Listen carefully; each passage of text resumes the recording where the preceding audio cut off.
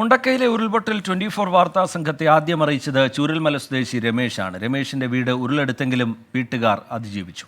ഉരുൾപൊട്ടലിന്റെ തലേന്നാൾ രമേശാണോ ഞങ്ങളുടെ പ്രതിനിധി സുർജിത്ത് അയ്യപ്പത്ത് അടക്കമുള്ളവരെ പുഞ്ചിരിമട്ടത്തേക്കും മുണ്ടക്കയിലേക്കും കൊണ്ടുപോയത്? ഞങ്ങളിപ്പോൾ ഇപ്പോഴും അപകടത്തിലാണ് ഇരിക്കുന്നത്. മരണത്തെ മുഖാമുഖം വീണ്ടും കാണാൻ, കാരണം വീണ്ടും ഉരുള് പൊട്ടിയിരിക്കുകയാണ് മുണ്ടക്കയിൽ ഈ സമയത്തും.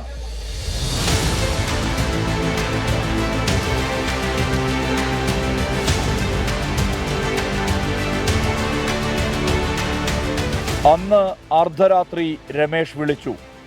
ഭയം നിറഞ്ഞ വാക്കുകൾ ഇപ്പോഴും എൻ്റെ ചെവി തുളയ്ക്കുന്നുണ്ട്. അന്ന് രാവിലെ തന്നെ രമേശ് ഒരിക്കൽ കൂടി വിളിച്ചു. രക്ഷപ്പെട്ടു. ഇവിടെ നമ്മുടെ നീലികാപ്പിലെ ക്യാമ്പില്ലേ, അവിടെ ഉണ്ട് ഒരു ക്രിസ്ത്യൻപള്ളിയിലെ. വീട് ഉരുളെടുത്തു. ഇത്രയും വലിയൊരു ദുരന്തം ഉണ്ടാവുമെന്ന് സ്വപ്നത്തിൽ പോലും കരുതിയതല്ല. കട്ടയ്ക്ക് കൂടെ നിൽക്കുന്ന ആളുകളെല്ലാം ഇന്നും മണ്ണിന്റെ അടിയിലാണ്. മരണത്തെ മുഖാമുഖം കണ്ടപ്പോഴാണ് രമേശ് എന്നെ വിളിച്ചത്. മരണത്തെ മുഖാമുഖം കണ്ടു എന്ന് തന്നെ പറയാം. ജീവിതത്തിൽ ഒരിക്കലും മറക്കാൻ കഴിയില്ല.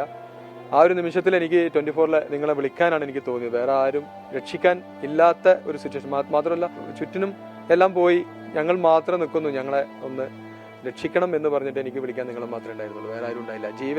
അതായത് ജീവിതത്തിന്റെയും മരണത്തിന്റെയും അനർഘ നിമിഷം ഞാൻ കണ്ടു.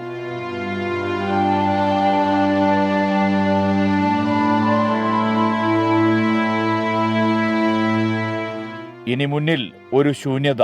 എൻ്റെ വീട് സ്ഥലങ്ങളെല്ലാം ഭാഗ്യമായിട്ട് പോയി, ഒന്നുമില്ല. ഇനി നാളെ എന്നൊരു ചോദ്യചിഹ്നമാണ് ഇപ്പം എൻ്റെ മുമ്പിലുള്ളൂ.